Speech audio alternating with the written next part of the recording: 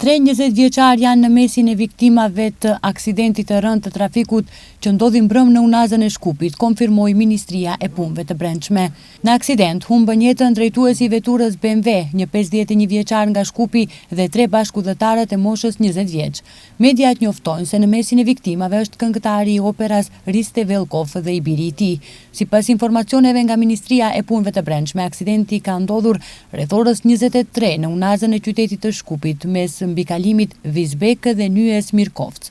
Drejtuesi një kamioni MAN me gjysmë rimorkjo dhe targa të Kosovës ka humbur kontrollin. Ka kaluar mbi gardhin metalik në krahun e kundërt të autostradës dhe është përplasur drejt për drejt me veturën BMW me targa të Shkupit.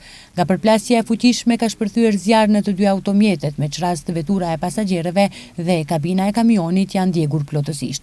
Zjarri është shuar nga Brigada e Mbrojtjes kundër zjarrit në Shkup, ndërsa një mjek nga ndihma e shpejtë ka konstatuar vdekjen e 4 personave në BMW. Me urdhër të prokurorit publik, trupat e viktimave janë dërguar për obduksion. Drejtuesi i kamionit 76 vjeçari BB nga Kosova është privuar nga liria dhe është ndaluar në stacionin policor, ndërsa pas zbardhjes dhe dokumentimit të plot të rastit do të parashtrohet kallëzim përkatës. Për shkak të kryerjes së ekspertizës, trafiku për më shumë se 6 orë ishte i ndërprerë dhe devijohej.